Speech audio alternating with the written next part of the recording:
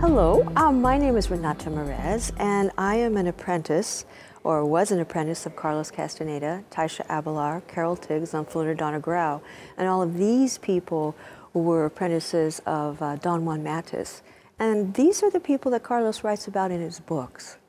And I think most people know us through those books of his writings. What is your attitude to it? Our normal awareness, pretty much what you and I are now, is really based on a very physical reality. And we perceive, we collect information from our environment through our five senses. And so this is a concrete reality. Now, in addition to that, in my tradition, what we believe is we have another body. We have a physical body, physical reality, but we have another body called our energy body. And it is this piece of ourselves that reads energy. This is the piece of ourselves that goes into the dream space. This is the piece of ourselves that gets those intuitive thoughts, that has those impulses without any single physical thing happening to us. Like for example, in daylight, in waking state, we have what is called dreaming awake, which is when you're waking and you are with your energy body. Now, we go into the sleeping space. There's like the first level of our sleeping space. And this is our first level of dreaming, and this is where most of the dreams we have are pretty much part of our day. Our bosses show up, our cars, our houses, myself being 5 years old, my tricycle, everything shows up in that first level of dream. But this is where the seers of my lineage practice our arts, because then if we can hone our arts, we can hone our energy body in this first level of sleeping dream, then we get to go into the other layers of dreaming, which are far more profound, far more different. These are worlds that are very unfamiliar with our normal awareness, worlds that are very unfamiliar with anything we have accustomed to in physical reality. This is where people, for example, it depends on where you go, it's very telepathic, it's very colorful. It's, there are beings there, they do not resemble human beings at all. If you compare that when the sun lights out, we have a shadow, everybody does have an energy body, and it's with us all our time. And this is what Tenseiri teaches us, is how to reach it. Because as the seers describe, if we're just in normal awareness, this is only 1/2 of our energy. But if we're with our energy body, and you begin to perceive that the world is not physical, that this whole room is completely made out of energy, and then the physical world is put on top of it, that you can heal yourself, you can move matter from your energy body. So that's where a tradition like Tenseiri comes in, because it comes from a long line of seers, tens of thousands of years old. То есть это то, где приходит наша традиция, которая идет из очень далекого времени, более 10 тысяч лет назад. When people come to our seminars, they will be doing these movements. And like I said, within 10 or 20 minutes, they will experience their energy body. Now, they're dreaming. They are awake. So they will be in a state of dreaming awake. They will feel a whole lot of energy they've never felt before. Their perception will go from here to here. It'll be like 360 degrees all around them. They'll close their eyes or keep their eyes open, and they'll be able to feel things in the back of their head. Most people can't in normal awareness. They're just kind of bicameral. We're all here, But they'll start feeling that. They'll start having interesting thoughts they've never had before. And that's just from 20 minutes of doing these movements. У нас левая рука тянется вверх, а за ней тянется правая рука вверх, как бы левая ведет правую. И при этом мы делаем вдох и выдох. Давайте сделаем несколько раз.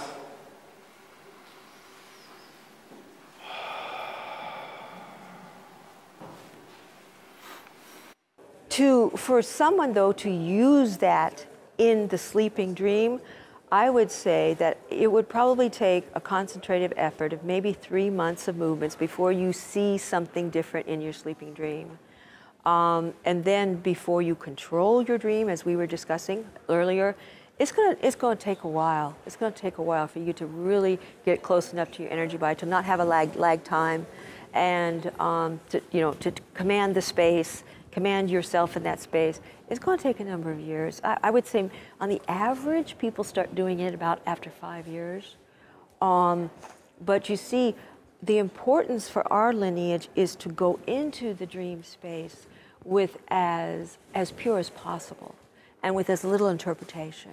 So that's why we do this thing called the recapitulation. We review those scenes from our lives that are the basis of our brain, our ideas, our habits, you know, our psyche. And we review those and interject our energy body into those. So when you go into the dream space, you are relatively pure. And you're just in that momentary, wow, this is really cool, instead of, oh, that reminds me of when I was 5 years old. When you're there and you're saying that, the whole dream is going to collapse because you've brought too much of your normal awareness into the dream space. You'll have no control over it. We learn how to control ourselves in normal awareness. We learn how to control our emotions or anger, these kinds of things. We learn how to stop the dialogue of our mind to get silent, because as soon as this is silent, then the energy body comes in. And so we learn this in our normal awareness, which transfers to that first layer and multiple layers of the sleeping dream. How that manifests in the sleeping dream space is I am in control of myself. I mean, you do understand that in normal awareness, I make my reality by what I think and by what I do. Well, your dream space is your reality also. So you make that space yourself. Okay. That we have the opportunity to perceive through our energy body and all the realms of energy which it exists in. Что у нас еще есть возможность воспринимать при помощи физического тела и всю реальность энергии, которая идет вместе с этим. What you want to focus on, what we'll be focusing on, is a current scene of maybe some kind of conflict that you had. So once you learn how to control some of your habits and patterns here, then you learn how to control yourself there. So in that first, second, third, fourth layers of dream, you'll be able to tell yourself, well, there's a door over there. I want to walk to the door. Because, you know what, when we first start dreaming, we're kind of voyeurs. We're kind of sitting there, watching everything go by. Wow, look at that. Whoa, I'm flying. But I got no control over this, nothing. And so by getting control here, you'll get control of yourself there, and you can walk yourself to the door. And I go, you know what? I want to go to the Himalayas. I want the Himalayas to be on the other side of that door. And you open that door in your dream space, and the Himalayas will be there because it is by your design.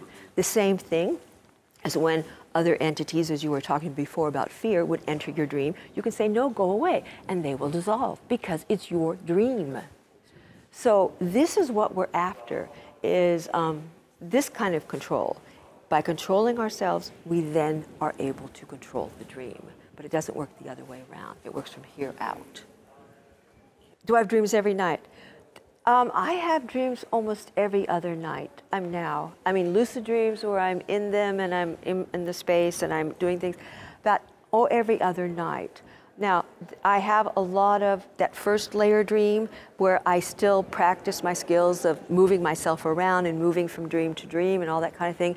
And maybe I would say, you know, the very far out dreams, maybe I have a very far out dream maybe about once every 3 months, I would say. And then, you know, you don't want to have those far out dreams without having your skills.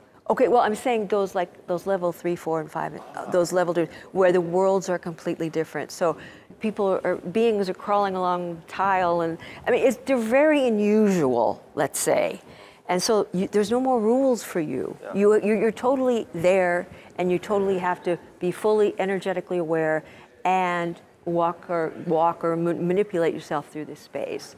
And not be antagonistic. You don't want to be antagonistic to your environment there, and you don't want to get too much attention, you know. So you just, but you learn how to do this.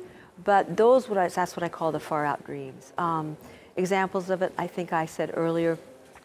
Beings, like I say, don't look like this. Sometimes they're blobs of energy, and they're very telepathic, and they'll communicate with you, and you get sensations, you know. There's some worlds I go to where there's a bunch of healers there, which is interesting. You can heal your physical body in the dream space, sleeping dream space, because these healers come up to you and they'll just go, oh, you've got an energetic hole here, and then you've got one there, and they'll squish all your energy back together again. And you wake up the next morning and goes, oh my God, I feel so amazing. You know, because you're energetically been put back together. It's amazing. 10 people will look at an elephant, and each person will have a different reality of what that animal is.